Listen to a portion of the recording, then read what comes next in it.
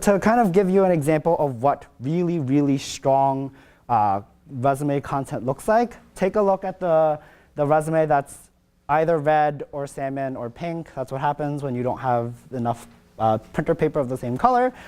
Take a look at that. Bring that out real quick. I'm going to pull it up on my screen as well. What I want to highlight about this individual, as you can see, I've highlighted some of the experiences that really speak a lot of volumes about what this individual is doing. So the first one is her time as a middle school AP. She is an instructional manager of 20 humanities, ELA, and history teachers, and she uses data to support instructional decision making and to improve teacher practice. Great sentence. And then she qualifies it with, on the 2016 state test, that's what her test scores were looking like. And then going down the line, as her time as a teacher, some other really great sentences. Promoted a culture of thinking, ideas, and intellectual press. Differentiated instructions for students with special needs. She could have expanded more on what differentiated instruction looks like, but still very great. Led the Scholar Talent Teacher team, organized and facilitated planning meetings, created and provided professional development for art teachers around behavior management. I didn't highlight it on this one. No, it is on here. I didn't highlight the. Are you looking at the red one? Under teaching experience. And lastly, created and taught original theater curriculum, including acting technique, playwriting, and improvisation. So this person is actually a history/ELA teacher. They took it upon themselves to develop curriculum for their school. That is some of the stuff that she's highlighting as achievements and additional responsibilities that she took on as a teacher, highlighting data by qualifying it with quantitative or qualitative factors, and then just overall just talking about how she works with behavior and with differentiating instruction for different types of kids. So this is a great resume to really take with you and really think about how you would write your particular content. Yes, Kathy, real quick question.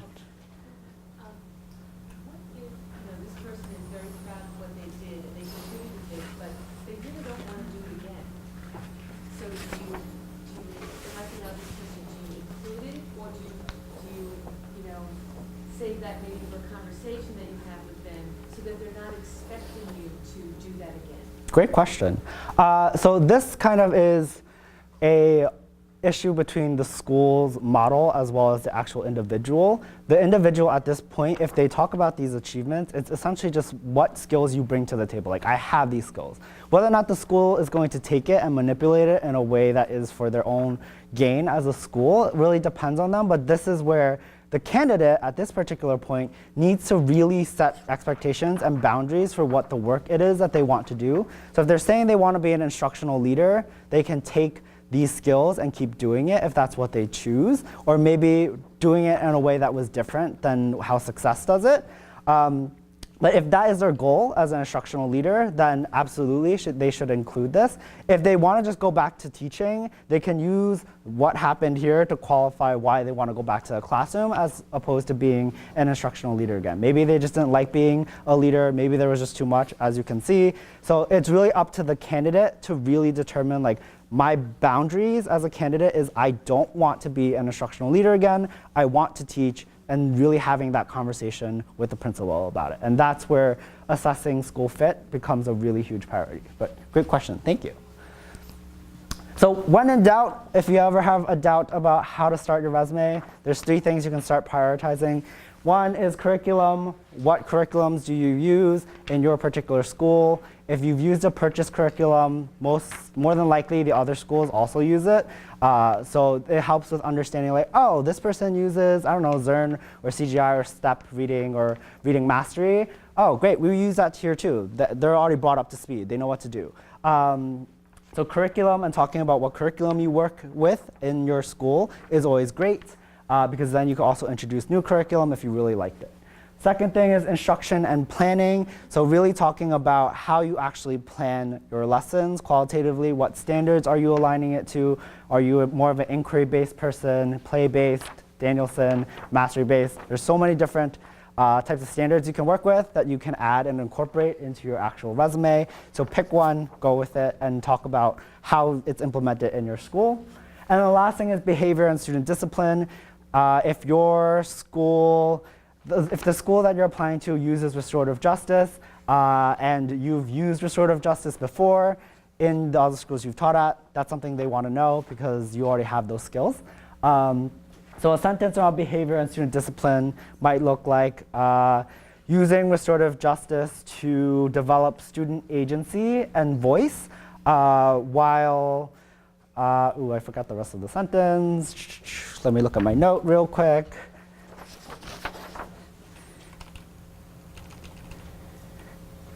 Develop student voice and agency by employing restorative justice practices when working with student misbehavior. So boom, you talk about what model you use and what are the benefits of restorative justice, which is student agency and student voice. And then if you really need to stretch out your resume, you can always talk about your additional responsibilities and your achievements at this point, talking about if you're a staff advisor, if you do or sit on the hiring committee or race and equity committee, whatever it is that you're doing extra that's not part of your job, this is where you can start talking about it. So next we're going to talk about formatting and aesthetics. So this one's really quick. Kathy, I'm running a little late on time, so I'm going to take your question at the end.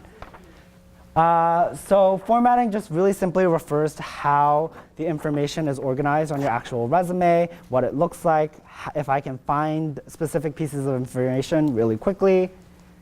Clean and simple templates will never hurt you. Pick something clean, easy, doesn't require a whole lot of manipulation on Word, no tables, no different colors. Clean and simple is always an easy go-to.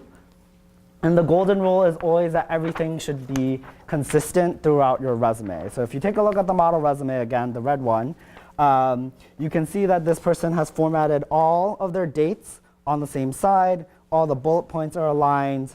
The titles are all italicized. The school that they worked at or went to is all bold. You want to keep that same consistency in your formatting because it's just, some people might pass it off as this person's not detail-oriented because you are doing a whole bunch of different crazy things on your resume. So always keep in mind to stay consistent with how you organize information on your resume.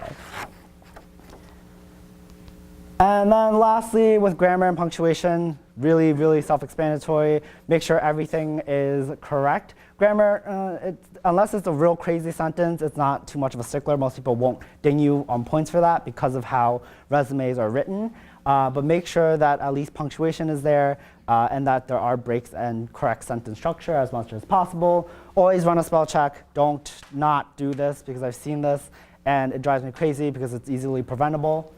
And then always proofread, go through it, especially with words that sound the same there, and there. Make sure you're using the right one, especially if you're an English teacher.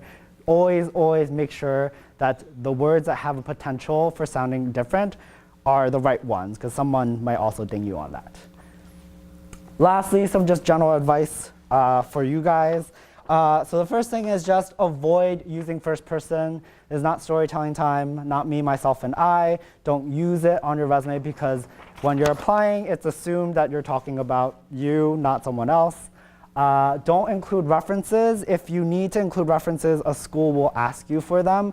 References don't add value to your resume. It doesn't speak to you. Like, it's not like I can call that person right now and tell me more about you because that's really not going to add value and also adds a lot more work. References are usually done only after the interview stage and before the offer stage. So having it up front doesn't really do anything because if you don't get the job, then that reference space is just essentially used and wasted. Don't include personal information, social security number, birthday, your picture, anything that is not information that you would share with someone you don't know on a given basis, don't put it on your resume. Sometimes address is included in this as well, because if you're, say you live in the Queens area and you're applying for a school in Westchester, someone might just Google your address and say, that's way too far, I don't want to consider this candidate. So sometimes address can be considered too much of personal information. Stick to 1 to 2 fonts max. Don't go crazy or don't go overboard. Don't start adding a whole ton of fonts to your resume. You might want to do 2 fonts just to add some visual distinction between each job entry, but that's about the max. Don't go crazy. And then to speak about this earlier, 1 to 2 page resume max. Start deleting things that don't apply, especially in education. Things change like overnight. So if you're talking about your teaching experience from like 1997, it probably doesn't mean anything right now in 2018. And then lastly, ask specific people for professional resume reviewing. Ask someone to look at the aesthetics of it. Ask one person to look at the actual content. Ask one person to look at grammar. Don't go and ask 3 different people and say, just review my resume, because you're going to get 3 different people's feedback about everything. So make sure it's targeted and you ask very specific people that you trust for certain aspects of your resume. And then lastly, some resources for you all. What I found in developing this presentation is that there are just not a lot of resources about resume writing for teachers. So don't Google general resume help. It doesn't add value for you. A lot of general resume help is just geared towards the business world. Doesn't really help you as a teacher. The second thing is that we have a blog, as some of you might know. So if you go on our blog, I will be posting essentially a blog post about this particular workshop. And in addition to the content of that blog post, what I will also be including at the end of the post is a resource suite for all of you to access. So what it will also include is a resume template bank. So you can just pull resume templates that are super easy to use. They're all categorized by how hard they are. So if you don't think that you have the proficiency to use Word to the extent possible, avoid using the harder resume templates. And the second thing is, and they're also formatted for teacher use. There's still some information about like the business world. You can just ignore that. It's just there as a placeholder. But I formatted them to include the certification piece so that you don't forget that. And the second thing is just model teacher resumes. So in addition to the 3 of these that you're walking home with tonight, I will also have a treasure trove of other resumes that are really, really strong, really great, and they'll be organized by years of experience. So if you want to see what someone with a year of teaching experience looks like, you'll have access to that and get a gauge of like what your resume can and could look like at that point in time. And lastly, I will be doing resume reviewings one-on-one. I might not be able to do it in person with you all today because this is a relatively big group. So if you are interested, or if you have a dire emergency need, which I qualify as you have an interview tomorrow, please see me and you need help. Otherwise, you can submit your resume with your name and email on it, and I will get back to you within the next 2 weeks with individualized one-to-one customized feedback for your particular resume that you can use to then dive deeper into making it better. And if you forgot it, you can email me, which I will talk about how to get in touch with me in a little bit. But just some closing thoughts. Remember that at the end of the day, resumes are still subjective. If you don't get a job because of your resume, like, no big deal. The person was probably a jerk anyway because they picked out on the one tiny little error that they happened to see. So no big deal, keep pushing forward. And always remember that it should reflect your most professional, authentic self, and always, always cover your bases. Do not let someone disqualify you from a job just because you have a grammar mistake. Make sure that it at least is as pristine as humanly possible and reflects the most accurate you. And that is it from me. I know I talked a whole lot, but any questions where question and answer time comes? So any questions? We'll take a couple questions. Kathy. Things that you had, to remember the curriculum, behavior, and Instruction and planning. Would you say for each grade that you taught, so I've worked in one school for a long time, but different grades, so for each grade or position that I had, I would include information on those 3 topics? Only if they're dramatically different from each other. Like if you have free reign in your school to do whatever you want, then yeah, if you experimented from year to year, but if in general you did the same thing year to year, you can just list all the titles that you've done or taught or whatever, and then just the 3 bullets. So if it was co-teaching first and second grade, there were 2 different years. But generally, the information might be very similar, for the curriculum, those Right. 3 bullet points. Then I can combine them. Yeah. If you've done the same thing, just keep them together. Just make sure that you organize by title then, and what you did differently, what year. Another question? Yes, in the purple. Can I just piggyback off of Yes. hers? Because I had a similar question, but mine were kind of, I would say, different. I was a math teacher and then a science teacher, Mhm. and then I was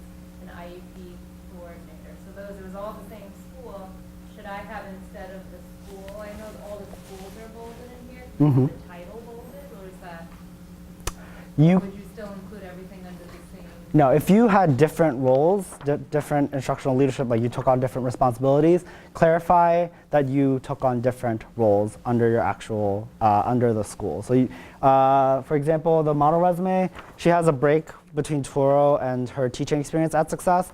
She could have just done Success Academy and then the first one being middle school principal because that's her most recent experience, and then all the bullets under middle school, and then another kind of subheader that talks about her teaching experience, all under the same employer.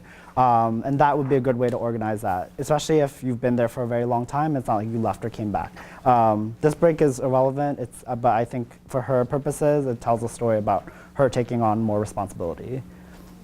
In the blue? Are we going over cover letters? I am not going over cover letters. That's a whole different beast. But if you really need help on that, I can talk to you one-to-one after this is over. Another question, Black? This is a question about getting a profile on getselected.com, and you said it was free for teachers. Yes. What it qualifies under teachers? Because as we spoke earlier, teaching in private school doesn't necessarily require you to have a certification. So how does getselected.com define? Great question.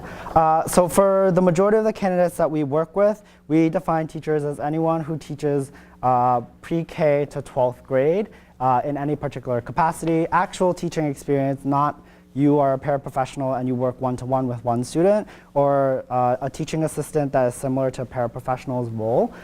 So we work with teachers who, let's say if you taught at a charter school and you don't have your certification, we can still work with you because you've taught at the charter school level, which we can kind of then blast you to other charter schools. So that's normally how we define teachers. There are some other unique circumstances, but in general, that's how we would codify that.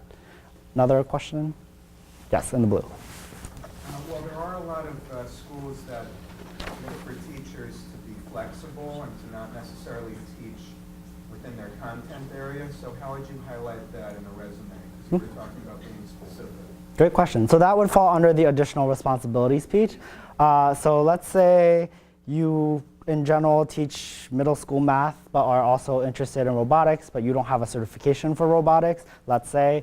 Then in that case, if your current employer has invited you to teach an elective about robotics, that's where you would start talking about how you teach robotics. If you're interested in teaching robotics, but you've never actually done it, it's very hard for you to find another job that will let you do that. With electives and teaching stuff, or just in general gaining responsibilities around a school that doesn't relate to your teaching, it takes time and it takes your ability to really build that relationship. So if you're interested in teaching robotics, try to establish that in your current place of employment and then go somewhere else with that, because otherwise it's really hard to try to do that at a new school that you don't have a relationship with right now.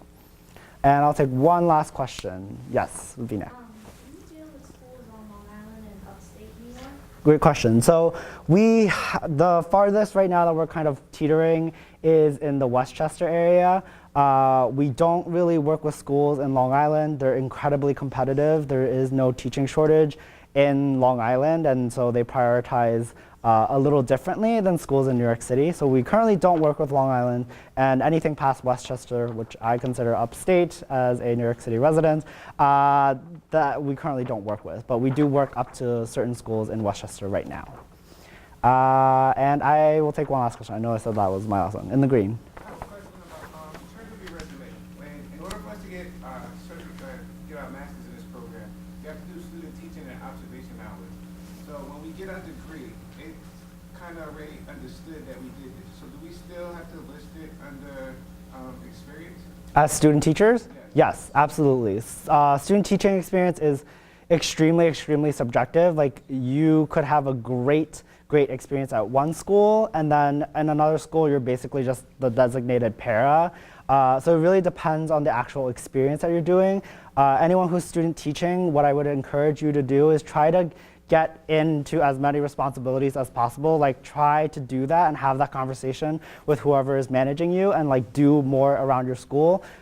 Ask for more responsibilities, shadow your teacher, because a lot of schools will see student teaching experience as invalid if they feel like the experience that you had was just superfluous and you were just just a warm body, not someone who's actually present and working there. So I definitely encourage anyone who's student teaching to do and take on as much as possible, just so that you can identify on an interview what specifically you did as a student teacher. Because if they ask and you said, I just photocopied and babysat one kid, then like, sorry, that's not gonna fly. So that is pretty much everything that I wanted to talk about. Thank you again for joining me today about this workshop about resume writing. I will be doing another workshop in literally 10 minutes about school fit. So if you're staying for that, love to see you there. It's going to be really fun. And then to kind of get in touch with me, that is my email address right there. And feel free to harass me if you'd like. I will do my best to get back to you all, especially with your resumes. And then for me, if you could all do me the kind favor of filling out our feedback survey and our 10-minute break, please do. I'd love to hear your thoughts about this workshop, how I can improve it and make it better or shorter, because clearly I ran over time. But just be mindful that it is case sensitive, so you do have to do the lowercase j and m and the capitalized other letters. And that is it. I will be here for any questions, but thank you all again. And if you're staying, I will see you in 10 minutes.